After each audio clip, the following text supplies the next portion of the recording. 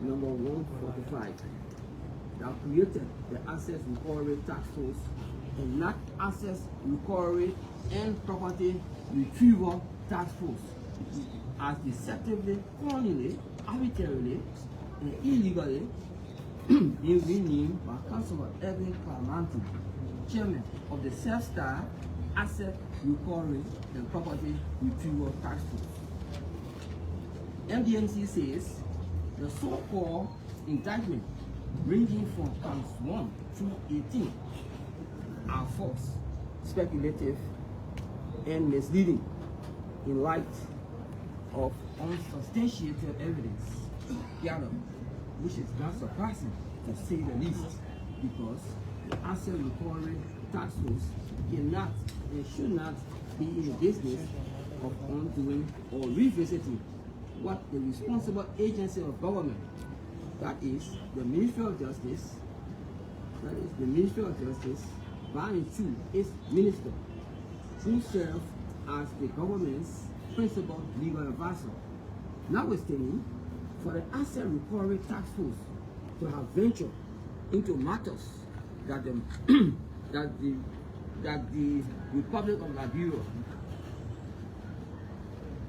that the Minister of Justice and Attorney General of the Republic of Liberia have previously provided his legal opinion, suggests a serious disconnect in this organization and most probably paralysis of the function of the Asset Recovery Taskforce, which indeed is worrisome for the growth, development, and sustainability of business operations, especially for those of us that have been doing genuine, performance-oriented, and transparent in every contract we have. MDMC wants the Liberian people and the world to know that it vehemently detests the form and manner the Asset Recovery Taskforce easily manipulated the judiciary by inventing such diabolical lies against a corporation, against a corporate entity like MDMC, who has tremendously contributed to the infrastructure growth and development of our beloved country, Liberia, and believes that if this will happen to it, then the system of justice is wanting. In this regard, ladies and gentlemen of the press, MDMC would like to send out a strong message to those mischievous and sinister individuals and institutions connected or involved in this devilish scheme to be aware that MDMC reserves the right to legal reciprocity. MDMC reserves the right to legal reciprocity, which it assures its corporate clients and partners alike that MDMC will not relent unless those responsible for inflicting such grave repetitions and psychological damages to MDMC and its CEO, General Manager, Mr. John Yvoti, are brought to justice sooner than later. Be made to account for the dirty and unprofessional deeds before the justice system of Liberia. MDMC says it considers the move by the Asset Recovery Taskforce to malign its hard-earned reputation and character, including those of its CEO and General Manager, as a classic witch hunt, prejudicial action, arbitrariness, bigotry, and capriciousness, along with abuse of power and loss of public trust. Finally, let it be noted that this should serve as a warning to those who are bent on incriminating decent people in crimes they never committed to stop now, or else the Asset Recovery team will continue to overstep its borders with falsehood manufactured against good people in society. This is the precedent issued by the management of MDMC, and whereby Council of Landlady Walker, one of its legal councils. Thank you, Councilor. So at this junction, it's time for questions and answer. Hard rules and regulations must be firstly recognized before asking your question. When you ask your question, if you have any follow-up question, you wait, let others ask, then you come back with your follow-up question. You start with Bernard FM Wisdom. Thank you. My name is Wisdom.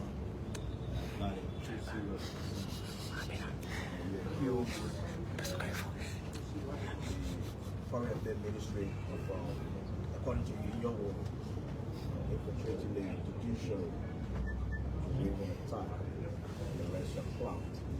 How? Also, you accuse the Foreign Affairs Minister of playing games. Do you care to elaborate on what you meant by themselves to what you think the measure your president? Thank you. The CEO will address that. Number one, the statement did not say that the foreign ministry manipulated the judiciary. There's no way. There was a statement. It was not stated. Okay. Number two, regarding the Ministry of Foreign Affairs, what we are saying for the past almost 2 years, okay, the Jews are not being cooperating with us, and we have brought engineers down there to do the ministry, the renovations, and all of you can go there and see what we've done. If you compare what the Ministry of Foreign Affairs looks like now on the inside to that of 2 or so years ago, there's a vast difference. And so we are disappointed that we have to come this way, but the fact that we have a legal contract, and in that contract it stated that in case of any dispute, we should go to arbitration. Nobody contacted us. Okay, so that Thank you, CEO. So let's get to you. Yeah. So my name is Aaron Kuban, and I work for DN News Liberia. At the press conference with the asset recovery team, the chairperson said the individuals of the both parties that were indicted did not respond to numerous of invitations they sent to them. I'm being specific with your group, MDMC. Did you respond to any of the investigations at the time they were carrying on these funds? Did you respond to them? Did you appear before the asset recovery team? we responded. If you look here, Edward Martin, our response is attached to this. You will get that answer. Thank you. So you will get one of these books. Let's hear your concern. We'll come to you, please. So my name is William Hammer.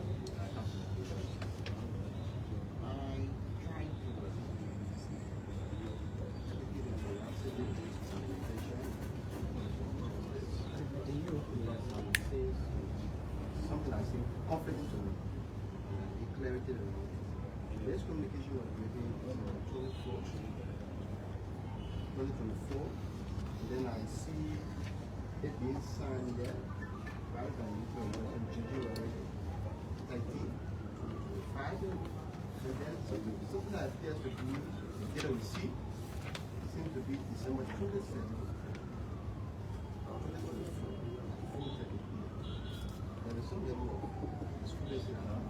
Well, if you look there, okay, this was in December. Remember now, December 27th. The to the Minister of Foreign Affairs, December 27th. She sends it over to her deputy, one Gabriel Sali, on January 13, 2025. What is the discrepancy? It kept in her office. It's New Year time. Okay, December, January. Send it over to the deputy to act on it. Normally, that's normal under administrative procedure. Thank you. All right. It's clear there. Follow. Yes, Matthias, I'm Matthias. My name is Matthias Evlabini from Sky FM. Mr. Yuboti and your team, you often get contracts from government. So, excuse me, the matter will be only restricted to this press conference. Absolutely. Not outside. You Absolutely. go ahead. Absolutely, sir. You often get contracts from government, which I believe you've executed over time. What do you have problem with exactly with the asset recovery? Is it the approach, or you do not want to be scrutinized by a state institution organized to go after funds that believed to be stolen from the states? Thank you. CEO, go ahead. Your name again? I am Matthias. Matthias F. Labine. Okay, Matthias. All right. The asset recovery thing job is to go after surreptitious, hidden,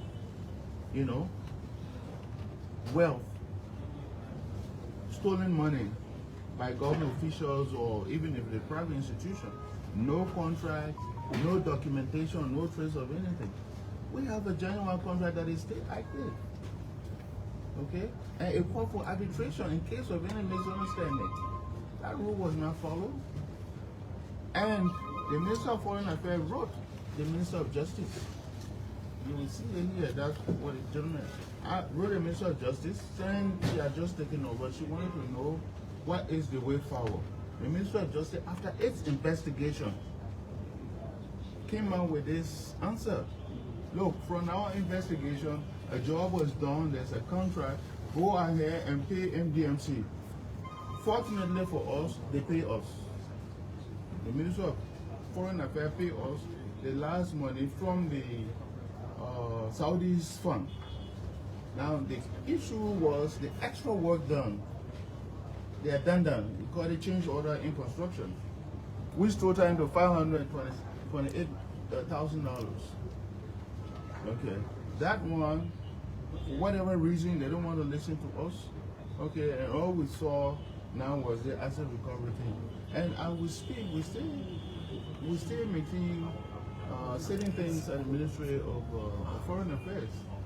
The 3 air conditions we install, every time there's a problem, we go and have it corrected beyond the deferred liability period 2 years later on. We should have been the job of their maintenance team. Just to be, a good Liberian contractor. That is the case. So it's not that we are afraid of asset recovery, but we have nothing to hide. I just told you, this is Ministry of Justice. They went ahead.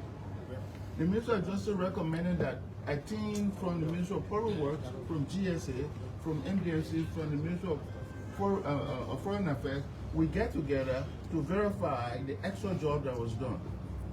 Okay? That's almost a year now. Every day we have written documentation, you find it in here. Let us have a meeting, a joint meeting as recommended by the Ministry of Justice to do assessment of what we have done. They fell on deaf ear. A year later. So what do? We're not afraid of asset recovery. Why should we be afraid? Is the approach you're afraid of? So follow up. It's not that I'm afraid. Your follow up will come later. I'm saying I have a genuine contract here. Okay. Yeah. Yeah, that is active. That is Front Page Africa. You can go ahead. Yes, my name is Gerald Kwanyine, Front Page Africa. Yes. The asset recovery team said about a little over 40% of the work has not been done, of their work. How do you respond to this direct allegation? And if I will ask you, how far you have gone in executing this contract in terms of the percentage?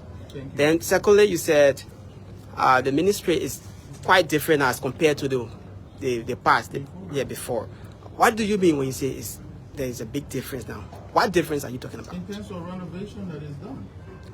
Yeah, the before and after, the way the ministry was looking before and after we done our renovation, how it is now. It's quite different. Go and take a visit. What was the other question, sir? In terms of percentage, Percentage. yeah, the work you have done. Every work that is done in construction, there is something we call BOQ.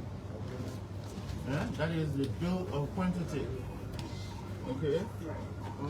The bill of quantity will tell you you should lay 2 tires here, you should do this, you should do that. The bill of quantity is attached here. It's attached here. What all that need to be done is here. So you're going to look into it line by line. Okay, what is done at the ministry. Now, the Justice Minister instructed you that we should do assessment to see what all was done and what is not done. What right have you as an assets recovery, okay, to go behind us that are responsible for the work that is done? You done a job. Somebody just go there without inviting you to that assessment. Then it's very sinister to us. We should have been invited along with the POQ that caused the contract to be in existence. We go there, then we go from place to place. Oh, this was done, this was not done. But in our absence, you come and say, oh, so the 70% is done. Huh? Scams. When the Ministry of Justice has also recommended that it should go that way, we should go and do assessment. You store it for 1 year. And then asset recovery, decide to go there, you accept them without the contractor. Where on earth? Just the minister, he let us say, invite public work that is in infrastructure development. Okay. Invite GSA, that is government, property custodian. Invite the contractors to come. And you'll go and see about those things that happen. That's assessment. Nothing. Then you go hire some kind of consultant to go and do a job in the absence of the contractor. How do you call that if it were you? So are you saying that the work is complete 100%? Yes. We said that in our report. Thank you. Okay, my name is Ube Jiba. Honorable Ibuti, you said previously, in terms of contract amendment, when you are amending or addendum, in construction, what did you do in that regard? Did you go for an additional memorandum of understanding that there is an addendum for the contract that you were doing? Now, you said there's something sinister from the asset recovery, if I got you right. What do you think is sinister or the motive behind asset recovery to MDMC? First, we go to the addendum process. The addendum or change order. We've been in construction for many years now. We work on roads, buildings, and other things. Number one, in any construction, any of you that have built a house, the plan you will have to start that house with, as you go, you will find out that something needs to be done for that house to look correct. Those of you that own homes, even if you're renting somewhere, you will tell the owner, hey, my player is leaking this down, the time here or not so, but now it's leaking, I need to do this. That is what we call change order. So the then Deputy Minister, Mrs. Comfort Sawyer, they said that we needed to create parking lots. The parking lot that is there now. There was no parking lot at the Ministry of London or change order. The CCs are done in hall, as we're seeing it today. It was not in any of the areas. It was just there to do little patching there. The air conditioner system in the lobby, the ceiling in the lobby is under the addendum or change order. It was just to be well washed and move on. We said no, we want to do a very good job here because our name was online. And so all of those things, the air condition, the this, the that, everything add up to that $528,000. It's clearly stated line by line. We will give you, okay. So that's why the change order came about. So we'll take 3 more questions. You have to record it again. Yeah, I'm sorry, Justin Manuel for the closing argument. Do you think that you have been targeted by the asset recovery team because of your political affiliation with the CDC? Well, I don't think that is the issue. I don't believe that is the issue. If it is the issue for those that are doing this, for me, election ended long ago. We have a president, we have a country to run. We are obligated to have this country move forward. So for me, I don't think that is the case. If you don't like me, for whatever reason, That's it. But for me, I'm working with this government. In fact, I'm having more contract in this government than it was in the CDC. Reason is simple. We believe in performance. You must perform any job that is given you. That is the niche of anything you do. Election ended 2 years ago. We have a president, and that president's aims and objectives have to be achieved. Until next elections, we believe there's one president, there's one government, and there's one country, which is Liberia. And this is how we are. And that's how we've been working. We work with all the governmental institutions, City Hall, Public Works, Transport, Foreign Affairs, you name it. We work everywhere. Election has ended. And if Liberians have that kind of mindset about this country, then we're in serious trouble. Thank you. Abu. Thank you very much, everybody. My concern is drawn to the press conference that was held by Asset Recovery. In the press conference, the chairperson of the Asset Recovery Taskforce indicated or required the government to cancel all MDMC contracts with the government. How do you respond to that? Looking at the fact that there is subject or question on one contract, but then there is a conclusive position that all of the other contracts will be terminated. I think that's wishful thinking. I'm very surprised at Honorable Clark Martin for the fact that he's a legal-minded person, and the reason he is over there is because he knows the law. Contracts are not just, things that you will just go and cancel overnight. You know the legal implications. Okay, we have to go through court system. That takes long, and all of those things. And for him to even say that, it presupposes that this Ministry of Foreign Affairs issue is just the whitewash and to bring up what's on his mind. So for me, I think he's wrong and is out of his bound. There's a law in this country, as our president said, that the law will take its course. We are a country of law, not of men. Okay, if he doesn't like me, hey, to hell with him. I'm here to work. He does not have the authority to make those kind of reckless statements. Thank you, sir. Let's take the last question. Yes, Mr. Iboti, when most of the time it takes you several years to repair your reputation, Exactly. where it is damaged, by whomever that may be involved in it. That's why Martin did. Let me ask the question. In an event where this entire process goes on, and you find out that, or it's concluded that you've been witch hunted, and some of your partners start to pull back, but it will have to take you a lot of time to get back into the media and reclaim your tarnished reputation. Would you see the recourse of the law, or you just going to let the sleeping dog lie? This sleeping dog will not lie. Martin will be taken to court, and this sleeping dog obviously will not lie, because I'm 70 years of age right now. I've been in business all of my life. From 1986, I have worked in many areas. I have never been to prison before.